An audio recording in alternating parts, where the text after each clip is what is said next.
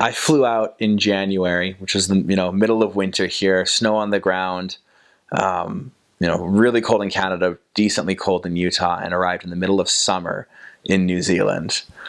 And we'd been on the airplane. We'd had 3 different flights to get to the mission field, been in airports for, probably upwards of 24 hours, pretty close. So we were pretty tired. And it was just green and beautiful. And we met 9 other missionaries that came from the Auckland MTC. Actually, it was the Hamilton MTC at the time. Now it's the Auckland. They've changed it. That were ready to go. And we went out finding our very first day, like a lot of missionaries do. They get in, they have a couple of meetings, and we went out finding. Went out door knocking particularly. And I remember having the thought when I first got there of like, what did I just do? I've just flown halfway around the world. I've landed in a country I've never been in, and I'm here to tell these people what I know.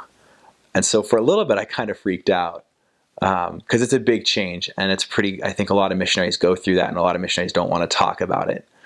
But it took me about 6 weeks to kind of really get used to being in the mission field and go, no, this is where I want to be, and this is what I want to be doing. And we did a lot of finding, a lot of teaching, and we had the opportunity in my first few weeks. In my first area, I was on the South Island of New Zealand. There's 2 islands that my mission covered, part of the North Island and the entire South Island. And I was in the biggest city on the South Island. And we had a family we started teaching right away because my companion had been teaching them before I got there. And a lot of that was what really helped. We set a baptism date for their family. We worked with them really often, got them ready for baptism, and I realized that this is what I want to be doing while I'm out here, is teaching and baptizing people. But the transition's tough when you get out there at first, or it can be. It's not for everyone, but it can be tough.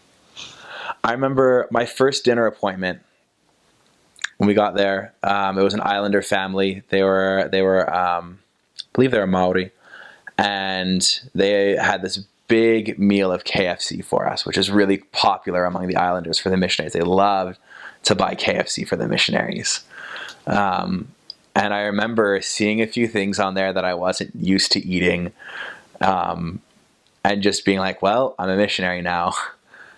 You just eat what's put in front of you. And the Islanders are a lot more relaxed than a lot of people from Europe or from North America. And so they kind of expect you to stay there for 2 or 3 hours when you come over.